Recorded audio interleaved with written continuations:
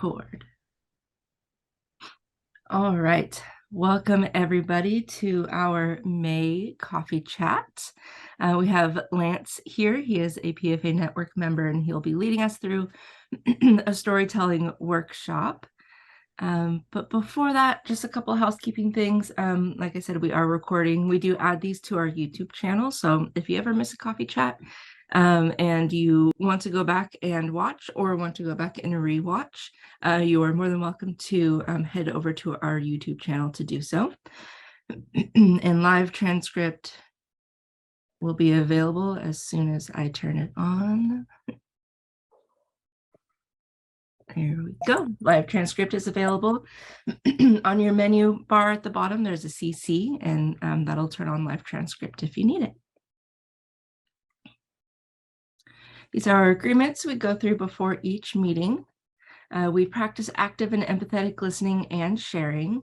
We want this to be a safe space, so we want to be both teachers and learners and take space and make space for others. We want one person to speak at a time. You're more than welcome to use that raise hand button or utilize the chat as much as you would like. And we want to be here and present now. All right, since we have 16 wonderful people today, we will do our introductions through the chat. So if you could let us know your name, where you're calling in from, if you could teleport anywhere, where would you teleport to? We had this in a recent meeting and I just love the question. So I'm a travel bug, so let us know in the chat. So you all know, my name is Laura Jackson. I am located in Eugene, Oregon. And if I could teleport anywhere, where would I go? I did just come back from a week in Alaska with my family, so probably would just teleport back to Alaska. It's unlike anywhere I've ever been. So even here in the Pacific Northwest, it's still not, it's not comparable. So that is where I would be teleported to. So go ahead and put your answers in the chat here. I'll go through a couple of them. Ooh, Lance Vienna, that is, yeah. Jump to the moon. Oh, Laura says, I love where we are right now. That's so sweet. Nadine, the volunteer, the Asher House. I did look that up after I watched the recording of that meeting, and it's up by Portland, so it's about 2 hours north of me. Isn't he awesome? Yeah, it's really cool. It looks really cool. Bill says the Isle of Skye. Robin says Hawaii, Maui. Thank you for joining us, Emily. Anywhere the beach is close, yes. I say I refuse to live anywhere that's more than like a 2-3 hour drive from the beach. Oh, and Rosie wants to be teleported to heaven. Oh, I love that. All right. Well, thank you. Keep them coming in the chat there. Ooh, to Australia. Yes, it's on my list too. Keep them coming. We'll go ahead and keep moving. We do have one engagement opportunity. It is a survey. So if you are someone who is living with a rare disease, or you are a caregiver of somebody with a rare disease, there is this survey to fill out. The data will help amplify the voices of underrepresented patients living with those rare diseases to overcome barriers that they face. Every day, they will use this to inform future projects to overcome those barriers. So I will add the link for the survey in the chat right now. There you go. All right. So if you have any questions, and this is put on by let me check my notes here, the National Organization of Rare Disorders, NORD, and the Rare Disease Diversity Coalition, RDDC. Always got to look up those acronyms. All right. And we will go ahead and jump right in. I will pass it off to Lance. Like I said, he is a PFAnetwork member, and he will talk to us about storytelling and how we talk about what we do. So Lance, go ahead and take it away. Thanks so much, Laura. It's great to be here with everybody. So today I would like to talk to everybody about storytelling, which is really what I'm passionate about in healthcare, and how we can use that as a structure to talk about what everybody is doing with patient and family advisory councils. Or if you go ahead to the next slide. Just to give an overview of what we're going to do today. First, I just want to introduce myself with the briefest of introductions, just so you know why I care so much about this work and why this work is really important to me personally. And then I'm going to talk for a few minutes about what I mean when I say storytelling and why it's useful. What I wouldn't want is just to talk for an hour about storytelling. And I hope all of you are here because you want to tell stories better and to talk to people about what you're doing better. So most of what we do today is going to be having you tell your stories. So after I go through a brief presentation on what I mean by storytelling and its structure, I'd love a volunteer to work with me sort of one-on-one in front of the group about your personal story. Talking about pedagogy, I really believe in I do, we do, you do. So I'll tell you my story or how I think about the structure of my story. And then I'd love to walk somebody, a brave volunteer, through their story. And that's the kind of we do, in front of everybody. And then Laura is going to put everybody in breakout groups. So one-on-one breakout groups where I want to give everybody a chance to sort of tell your story back and forth. So the plan is for everybody to get 5 minutes. So we'll be in pairs, kind of one-on-one in breakout rooms for about 10 minutes. And then we'll come back together. And if anybody would like, I'd love for you all to share your stories with the group. And I'd love for the group to tell everybody what they're hearing. If you have any feedback, if any parts of your stories that we tell each other resonate with you, I'd love to know that. And then Q&A at the end, as we have time for. And on the very last slide at the end is my contact information. I'm happy to keep in touch.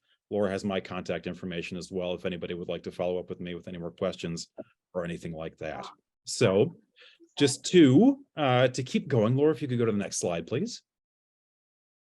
Again, just a very brief introduction to me and why I think patient family advisory counselors are so wonderful. This is a photo of my dad, me, and my son.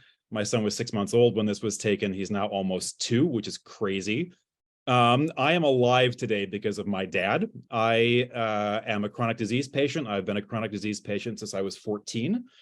I ended up in the hospital when I was living in Chicago in a small neighborhood hospital, and I had 102 fever for 9 days, and nobody in the hospital seemed that concerned. My dad was the one who was concerned and actually got somebody to pay attention and ultimately moved me. I had to be flown to the Mayo Clinic in Rochester, Minnesota, where I was diagnosed with a drug-resistant infection. And my dad's the reason I'm alive. If he hadn't been my advocate, I would have died in that hospital bed. So not everybody can have my dad as their advocate.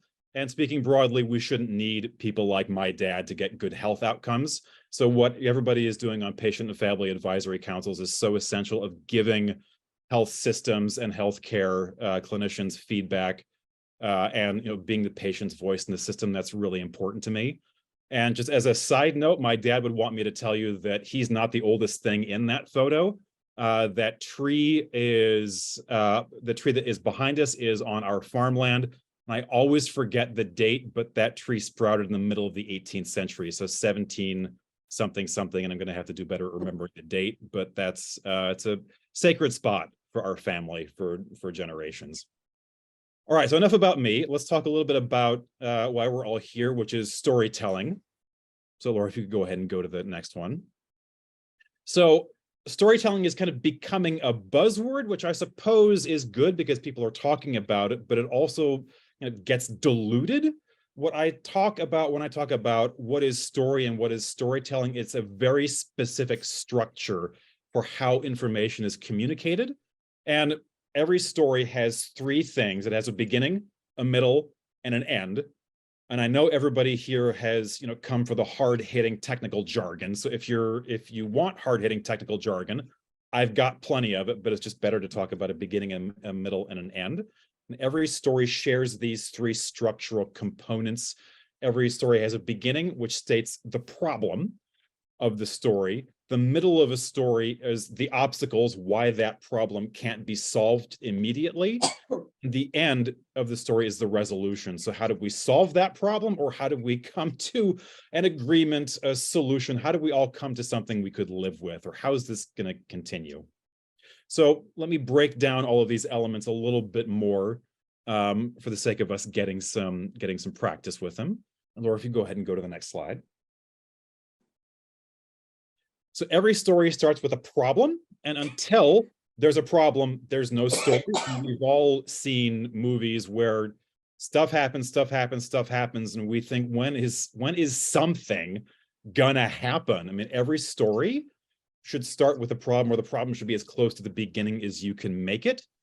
When we're talking about communicating using a storytelling structure, it's so important to start with the problem that you solve, because that problem is what you're here to do. And if you can start with the problem as opposed to anything else, that automatically focuses the conversation in on what you do and how you solve that, and the specific things.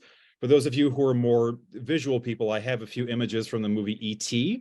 And the movie E.T., of course, the problem of the movie is that E.T. crash lands on planet Earth. And so automatically, when that happens in the movie, you know something about what this movie is going to be about. It automatically limits and focuses what's going to happen for the rest of the movie. And we can think about the problem in a storytelling environment is the same kind of thing when you're talking one-on-one. If you state the problem up front, all of a sudden, oh, we have a direction for the rest of this discussion, for the rest of this conversation to head in. And the great thing about starting with the problem is that if it's a problem your listener has, or if it's a problem that at least your listener can empathize with, automatically they're interested in whatever it is that you have to say next. And when I do storytelling work with people, this is usually about half of the time that we spend is getting the problem statement right, because everything after that, of course, flows from that problem statement. I mean, you could imagine what would happen in a movie like E.T. if they didn't really know what the problem was. Is E.T. crash landing? Is he staying in orbit? I don't know. Is something else happening? The rest of the movie wouldn't make any sense. So getting that problem right and making it visceral is really important when you're talking about using this as a communication tool. So talking about the middle of a story, great, thanks, Laura. And the middle of a story is the obstacle. And I mean, if a problem doesn't have an obstacle, it's an errand. I ran out of milk, so I went to the grocery store and got some more milk. That's not a story, that's an errand. That's something you can just take off your to-do list. And so telling people after you state that problem, what are the obstacles to solving that problem? What gets in your way? Why is this something that you're struggling for? Not only gives some more information about the context of what you do, but it's also a little bit more interesting, and it gives your work some meaning and some depth. And as with all of these different elements, the obstacles that you face might be familiar to your listener or might not. And it's a good place to kind of come into conversation about why you're having problems solving these things, or why this work is important to you, what the things are that you're struggling against to solve that problem that you have. And then the end of every story, we're always hoping for happy endings, but at least it can be some kind of resolution, is the ending, how you solve the problem in a storytelling context. And I didn't talk about the last slide with ET, but in a feature-length film, of course, there are a number of obstacles, a lot of reasons that ET can't get back home. You just saw one of the scenes where there's, government bureaucracy and a disease spreading involved and things like that. So lots of problems you can pick from if you want to communicate with something. And here, of course, the ending to the movie E.T. is he goes back home and famously E.T. phones home.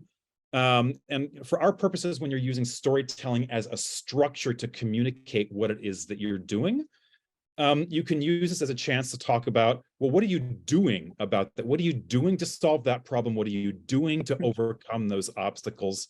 And if you set up the problem statement, which is why that problem is so important, if you set up that problem statement to be visceral and palpable and meaningful for your listeners, this is where you can really influence behavior.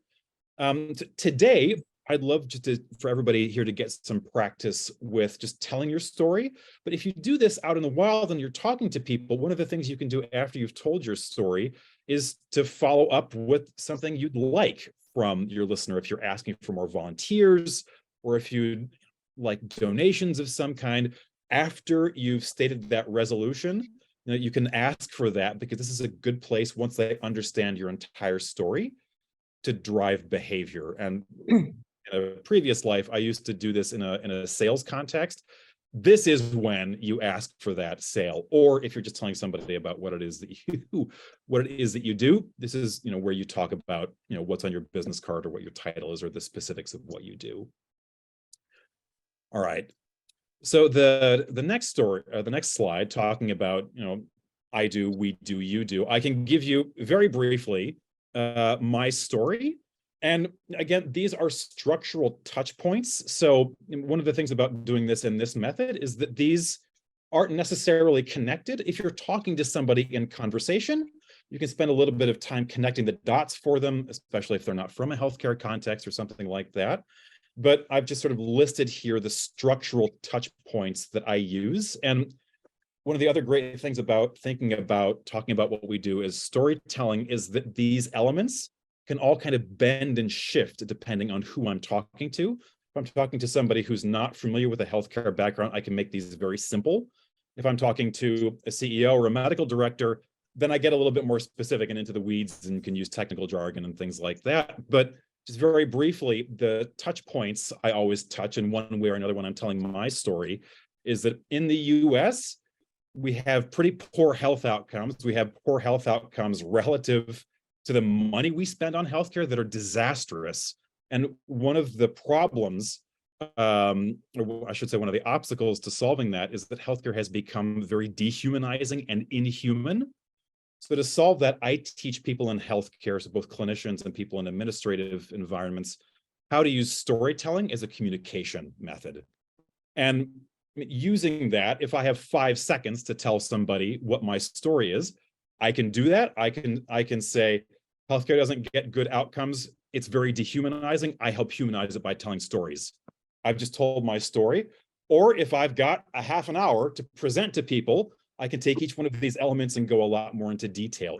Thinking of this as a structure and as a way to structure communication means that you can make it into its own one-act play if you want to, or you can just give a 5-second elevator pitch if you need to.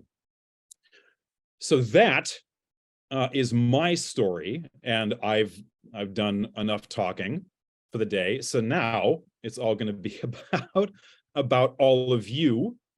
You've had some time to work up some courage, and I've got my morning courage right here. Is there anybody who would like to work through their story with me one-on-one here? And Laura, if you want to, we can go ahead and take the slide deck down.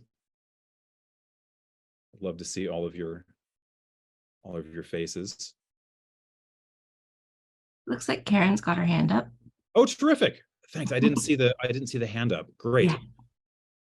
Yeah. So Karen, nice to meet you. Nice to meet you too. So just tell me, and you're welcome just to take a stab in the dark at this. I'd love to work through this a little bit. Tell me about the problem. What is it that you're here to solve? The problem is the lack of awareness of the healthcare providers in our country to provide relevant healthcare screening and care to what I call the forgotten population, those that were exposed to the drug diethylstilbestrol in utero or later on in life. Great. Okay. And I mean, pretend that I'm somebody who doesn't have any context for what that is. Just tell me why is that important? We start to call this now the gift that keeps on giving.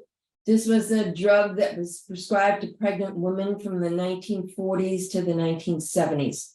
It resulted in a risk for cancers for the DES daughters, and what we call the DES daughters is the second generation. We also have third generation issues. And so we first started seeing cancer. Now, as the NIH has continued with their work, there are other diseases as well. So as I say, the gift that keeps on giving, I first learned of my exposure back in the 1970s. I had some touch points when I had some ectopic pregnancies. And then when I connected the dots back in the 80s, I began working to be an advocate for those exposed to diethylstilbestrol. But it keeps on giving. I was just diagnosed in January with a brand new diagnosis, and no one was able to connect the dots. But I did. I reached out to the DES researchers. There's no cure. They can't fix it. But I think when you connect the dots and put some knowledge behind that, it's important. The obstacles we have are a lack of physician and that's great. Let's focus on the problem. I love that you're getting into the obstacles and things like that. That's wonderful. Let's try, and all of that is wonderful, and thanks for sharing. Let's see if we can distill it down into, I mean, if you just had 10 seconds to tell somebody on an elevator, some of the things I'm hearing from you is that it's important to you because it's very personal, and this is something that clearly you're experiencing. But and I mean, if you had to tell somebody, I mean, just one thing about the problem, I mean, would it be that that exposure to this drug, keeps bringing up new symptoms that providers can't tie back to the exposure? Do you think that's? I usually would start with, I'm a DES daughter, and they go, but I'm a DES daughter, and it has affected me throughout my entire life, presenting even newer conditions that were unknown at the beginning. So, I mean, one of the problem statements, and again, I hope I'm not doing you a disservice, but taking, I mean, all of your lived experience and all of your life experience and condensing it down into one short sentence. Yeah. I mean, it's a way into the problem, and not, not trying to limit or minimize it. But and correct me if I'm not hearing you correctly. My brain trying to do two things at once. But am I correct that that your mother was exposed to it? My mother was prescribed diethylstilbestrol. Okay. It affected, she took it through her entire pregnancy. So I was exposed to large doses of diethylstilbestrol throughout my entire fetal life. Okay. I mean, so another direction you could take that is that healthcare decisions were made for you in utero, and there are consequences to that reverberate, I mean, to now. And if I heard you correctly, and correct me if I'm wrong, there are questions that, or there are consequences that have lingered to you and your pregnancies and your children. Is that fair? That's fair. It Okay. has affected the third generation, and my son has some problems related to being a DES grandson. Sure. And so that's, I mean, to me, I mean, that sounds like a very powerful problem statement. I mean, that, and again, I'm putting words in your mouth. Please feel free to take this and use whatever is useful to you. Medical decisions were made for you in utero. People felt that it was the best decision for your mother and her health, but it had consequences for you and for your son, and those consequences are continuing. So, I mean, that's one of the problems that I'm hearing. And the thing about this is it could go into multiple different directions. I mean, but hearing your story, that seems like a really visceral, really tangible, palpable thing. When you tell somebody that, if they're not from a medical background, people say, wow, I didn't know that that was a thing, or I didn't know that a medication prescribed to a woman, could have consequences 2 generations later. All of a sudden, that's a very palpable thing. I mean, that if you tell somebody that, they're interested. They want to hear more about that story. You have their attention. So, and again, let's use this as a draft, and you can take that if it's useful or go in a different direction. So you started to tell me a few things about the obstacles. So for now, let's kind of put a pin in the problem statement of, medication was prescribed for my mother, when I was in utero, and that's had consequences for me. It had consequences for generations down the line. Let's put a pin in that. So tell me some of the obstacles. You started to tell me some of those. In today's world, our physicians and healthcare providers are not up to date and are knowledgeable about the drug diethylstilbestrol and the sequela that has been produced from exposure to this drug in utero. We do not know an exact number of those exposed because the questions are not asked. Example, I'm going for a mammogram. I'm at increased risk for breast cancer. Is there a question on that intake form? Are you a DES daughter, or do you have family history of DES exposure? So we could get data to see how many, through our electronic medical record, how many we do have that are exposed. So Great. And just to tell you back some things that I'm hearing. I mean, when you first talked a little bit about your problem statement, I think one of the first things you mentioned was that doctors aren't aware. Right. So I would love to know from your point of view if I'm wrong or putting words in your mouth, but starting with doctors, clinicians aren't aware of DES and about the consequences it's have. Starting that way versus starting with the problem statement of medication was prescribed for my mother and it's had consequences down the line. Starting with that as the problem, and then after that saying, and one of the barriers to solving those kinds of problems is that physicians aren't aware. I mean, from my point of view, putting on my man off the street hat, that way of talking about it seems much more engaging. And all of a sudden I'm listening that there are consequences for you that you didn't choose. And, in a way your mother didn't choose either. And it's had consequences for your children as well. And one of the problems, or one of the things we have to overcome about that, is that physicians aren't aware. That's feels to me like a much stronger way to communicate that information than starting with physicians aren't aware of this drug and things it could have. So I think as an obstacle, I mean, the lack of awareness and the other things you talked about, those are really powerful after you framed that problem in that way. And genuinely asking, does that feel more palpable? Does that feel more interesting to you, or another way to communicate your story? It is. Okay. The physician knowledge is key, but I think we have to expand it a little bit more because we have PAs, we have ARNPs, right, and we have nurses. So that right, I move it into physicians and healthcare providers, so right, we can encompass all of them. Terrific. Great. So, I mean, these are, and again, we're talking about structural touch points. And if you're in conversation with somebody, I mean, just like you're doing, this is clearly something that you're passionate, I mean, and is a lived experience you've gone through, and you can certainly, I mean, as you've done, expand on each one of these touch points. But we've got 2 great touch points. Number one, that decisions were made for you in utero and there have been consequences. Number 2, that there's a real lack of awareness about this drug and diagnoses relating to this drug of clinicians and providers of all stripes. That's a terrific statement of obstacles. Tell me a little bit about what you do. Personally? Yeah, tell me how you solve that problem. Yeah. Oh, for this problem? I believe a touch point would be the Society for Obstetrics and Gynecology, so that they could include components of DES information into the curriculum for the physicians. Perhaps even tying it to their, when they retake their boards, there's a question of that, so they have to go back and research. So that education is key as a resolution point.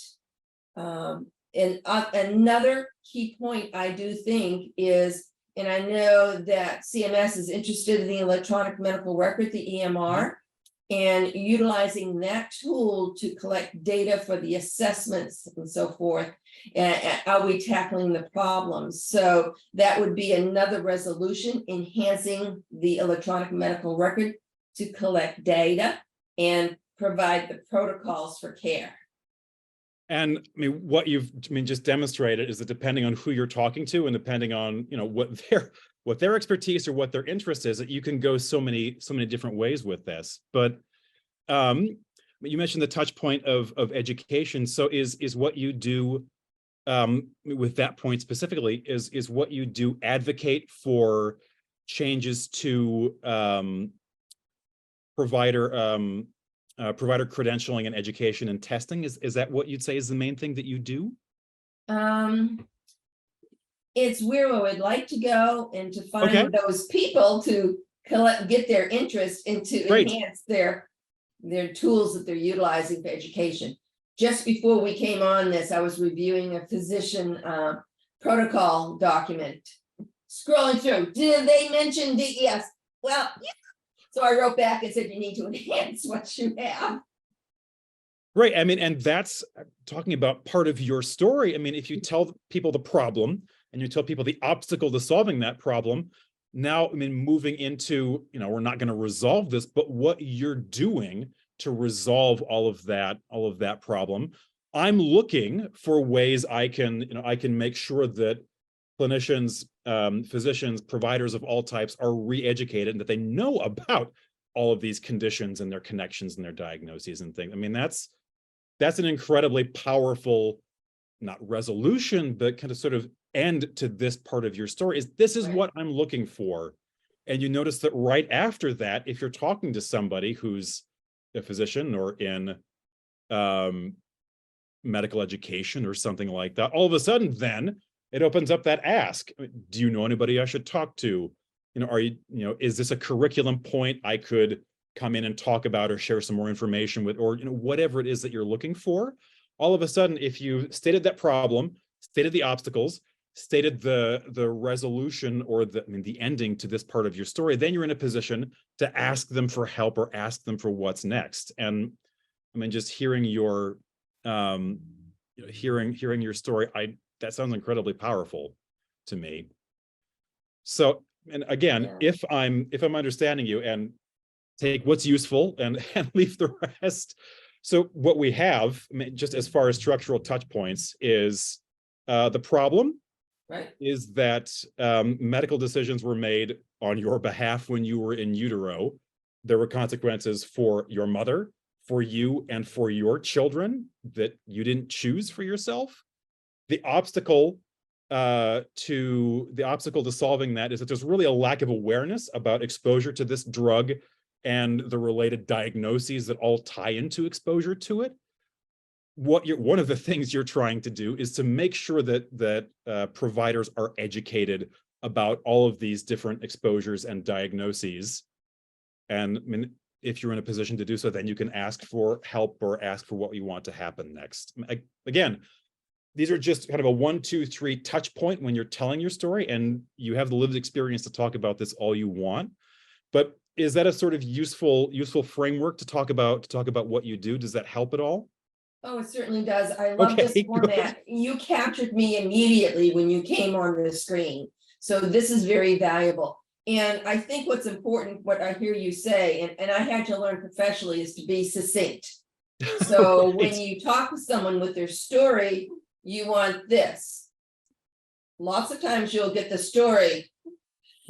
And where's the end point? You get somebody's life story and it's like, wait a minute, what are you looking, who are you? I mean, this is something that all of us really on point. Well, and this is something that all of us with our lived experience have, that we love talking about, this thing we're so passionate about, and it's really hard to rein it in and say, here's what I want you to know, 1, 2, 3. let's talk more about it if you're interested. And that's something that is difficult for all of us that have this lived experience. Yeah. Right, right. So- I am a nurse, and one of the things we learned many years ago in communicating with our physicians is to be succinct and use the SBOS: situation, background, Yes. assessment, and recommendations. Keep it simple. But thank you. You're doing a great job. Well, I mean, you're doing all the work. All I did is bring a structure to the group, which is terrific. And thank you very much for being the brave volunteer. Can everybody, I mean, give Karen a round of applause, or use that wonderful kind of clap emoji in the corner there. I'll put my email in the chat for people. Great. And I mean, what I'd like everybody to do now is, Laura, if you could break out, or get ready to break out everybody into groups. So okay, we've got time. For once, I've done an okay job with time management. Yeah, we've done a great job. Pat on my own back. Laura's going to put us into breakout groups, so one-on-one groups for 10 minutes. So let's come back at 46, 47, Laura, if we could. So you've got 5 minutes. So take turns. And Laura, I'm not sure if I'm going to be in one of the groups if the math works out, but Yeah, I'm looking through whoever's the lucky/unlucky enough to be with me will get 10 full minutes of this. Take turns. And again, one of the most important things you can do for each other is drilling down into what's the problem. Why is this a problem? Why? And if you don't know what else to say or what else to ask, just ask why a bunch of times. I mean, when somebody with a business degree asks why 5 times, it's called a root cause analysis. When somebody who's 10 asks why 5 times, it's annoying. So you can, put on your analysis hat and ask, well, why is that a problem? Why is that a problem? Why is that a problem? Because it can help focus things. Okay, let's come back all together at 47. I'm looking forward to hearing all of your stories. And before we go into those groups, and apologies if this hasn't been clear, what I'd like you to do is to see if you can rehearse all 3 of those points, or at least get a draft of those together. So 5 minutes a person. All right. And it looks like we will have one group of 3, according to the math here. Hi, everybody. Welcome back. Is there anybody who'd like to share your story? I mean, would anybody like feedback? Or would anybody like feedback on the draft of your story? If the answer is no, I just want to tell mine. That's fine too. These are all drafts, and mine goes through drafts depending on who I'm talking to too. So who'd like to tell us their story? I can share. This is Becky. Please. And I was talking with Bill, and we're on opposite coasts, but I coordinate our PFAC at City of Hope, and we're a cancer center. And so poor Bill, I thought I must have talked more than I should have, but when I was hearing your talking, explaining, the beginning, middle, and end, I identified the problem. It was the elevator pitch that caught me to this forum, because we just worked on them within our PFAC to help our advisors have a short story elevator pitch on who the PFAC is and what we contributed to. Okay? Oh, wonderful. But my problem story that I shared with Bill was the opportunities that of acquiring a diverse population of patients for the council. That's always a challenge. We know that, through many, many PFACs, is reaching the different populations that we serve.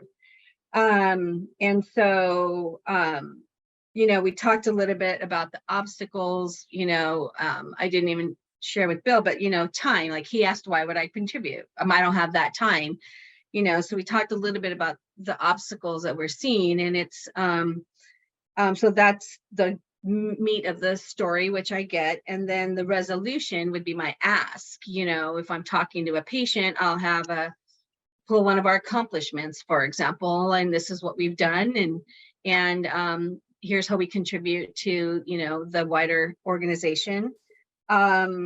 And my ask is, would you like to come to a meeting as a guest? So I was just thinking about all the work we've been doing recently and how could I incorporate what I've learned this morning into the elevator pitch per se. And in the middle with the obstacles, going back to that, is really in identifying and sharing with that patient the need for their voice and their experience. They know what works, what doesn't work, so building on that middle obstacle piece, we need your voice, and we don't have a diverse population, and we, if most of them are over this age, and to kind of share some of the demographics where we could use, someone diversity, within our council. Sure.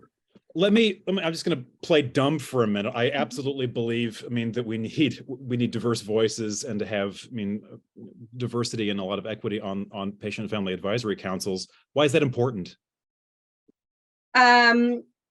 It's important because I feel it's representing the different viewpoints, the Sure. different perceptions, thoughts.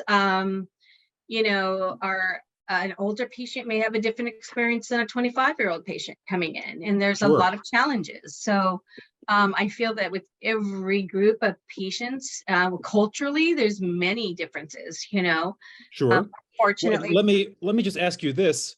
If that doesn't happen, what are the consequences? We find ourselves hearing, I feel, from a mindset where, I'm going to pick on age, where they're 50 and over, and it's a different experience, life experience, lived experience, Sure. technology experience. So, that diversity is, we want all voices represented. Sure. And one of the things about trying to craft that problem statement, I understand what you're saying, and I believe in it. If somebody doesn't know what a patient family advisory council is, or doesn't understand why those diverse viewpoints matter, having a problem statement that tells them what the consequences to not having that are, you can insert the problem here. The consequences are, I'm gonna make this up, and again, take it and leave it if it's not useful. The problem is that if we don't have diverse voices in our advisory councils, providers and administrators get feedback from a minority of our population. Another way you could maybe go deeper with that is, if we don't have diverse voices, then the changes that providers and administrators make are only geared towards a small section of our population. That's a problem. So, Right. it's hard, and it takes a lot of time. It takes longer than 5 minutes, certainly. Yeah. But always asking yourself, why is that a problem? If that doesn't happen, what are the consequences? How can we go deeper into, when somebody hears me talk about the problem, they say, oh, well, that is an issue. And then the story can go from there. I used to have a teacher who called that the angel flying through the room, when somebody went, oh, and they want to hear the rest of your story. So, and I certainly don't mean to pick on you, because this is hard work. Because No, that's fine. That's fine. Yeah. And getting to that visceral problem statement is tough and tricky. So, again, asking why is that an issue? What are the This is great. I mean, it's so I'm helpful. glad. So helpful, Lance, because I also chair our recruitment committee, and we did this work in a rapid improvement small work team. And we talked about the elevator pitch to educate our advisors. So the framing, like you said, the problem, and looking at some of I'll go back to some of the suggestions in the chat. It's so helpful, because when you're so close to the PFAC, like I am, to hear, ways to improve the elevator pitch or the story of the PFAC is so important. So I really appreciate your insight. Thank you. Oh, no, I'm the expertise is yours. I'm just bringing a different sort of lens to it, and I'm happy to. And I love, when you're talking about the solution and the end of the story, what you essentially said is, and don't you want to be a part of that? Don't you want to be a part of this improvement work? Come to a meeting as our guest. What a powerful ask. Once you've gone through that story with somebody. Right. Terrific. Thank you very much. We have time if somebody else wants to give us their story. think we have time for one more brief one.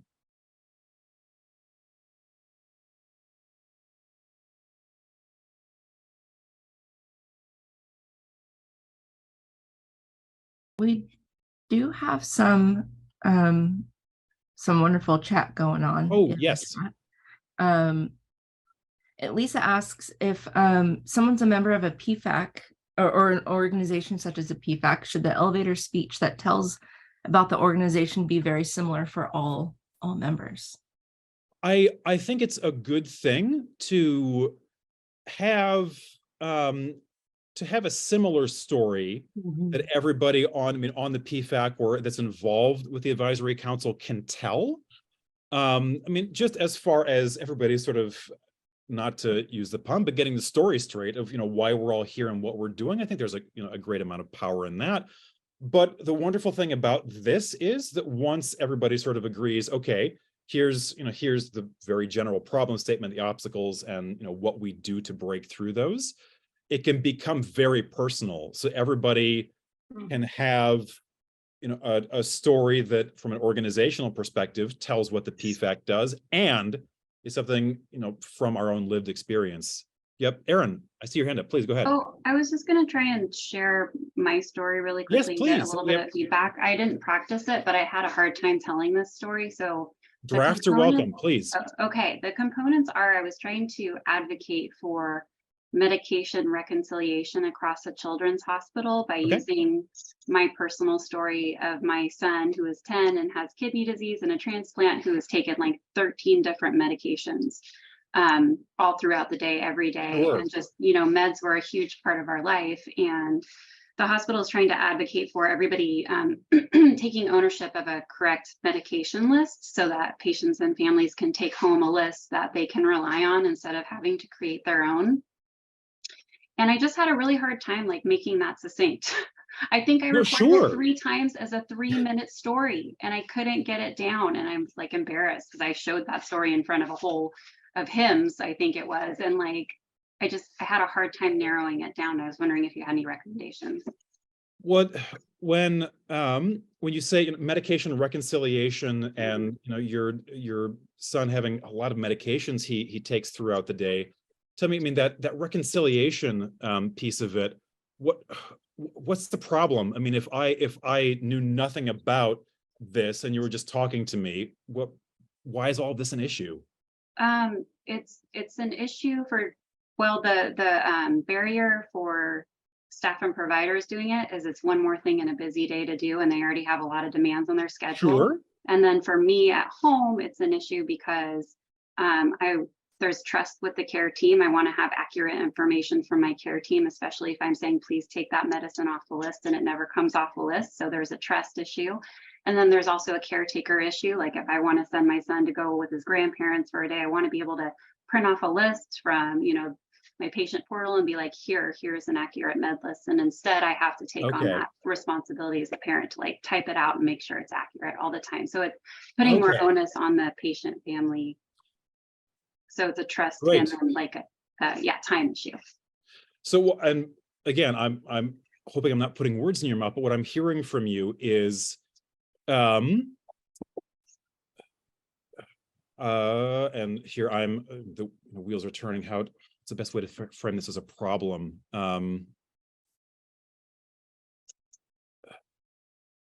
The problem is that your son and the hospital and the providers and the health system shouldn't have to rely on you to make sure that his medication list is up to date. Is that close? Yeah, that's totally it. Okay. Yeah, thank you. I'm gonna write that down. I know where it is. Well, and you could frame that in a few different ways. You could say, just like you did, when my son goes to his grandparents, I don't want to have to make annotations all over the official list of what his medication is. That's a big safety issue. All the different ways you could take that, but that gets a lot closer to the root of that issue. And what parent wouldn't resonate with that of, oh man, that is a safety issue. So yeah, and the story can kind of proceed from there. Yeah. And I want to be mindful of everybody's time. It's 10 o'clock. These are conversations I love. Laura has my contact information on that. Yep, there you go. I'm coming out of a graduate program, and I'm hoping to start an email list. That's kind of on my to-do list coming out of graduate school. My contact information and LinkedIn is there. It's 10 o'clock. These have been terrific stories, and I hope this has been useful and to take back to your home organizations. Thank you so much, everybody, for pouring your hearts and your lived experience into all of this. I mean, you can tell that this is work that's very personal to all of you, and that makes me feel good that I can hopefully bring some useful tools to the table. Thank you so much, everybody. Thank you, Lance. Thank you. If anybody wants to connect with Lance, feel free to email me if you don't grab his email from here. And I am happy to send it over. Also, I did want to say, if you want to connect with the person that you were talking to in the breakout rooms, just email me and I'll connect you both. I don't remember who was in which room. So if you remember the name of the person, feel free to email me if you guys want to connect, and I will get you connected so you can continue sharing your stories with each other. All right. And if you have a topic or a project or something you're working on, feel free again to email me. I will add my email, although I think everyone that's on right now, we're good friends. So my email is there in the chat. So feel free to email me with any questions, or if you would like to do a coffee chat yourself. Oh, there it is. All right. Well, thank you everyone for joining us today. We will see you all next month for our next coffee chat. Have a wonderful Friday and a great weekend. Thank you. Thank you. This was wonderful. Thank you. This is Thanks so much, great. everybody, for being here. Thank you. It's wonderful. Thank you.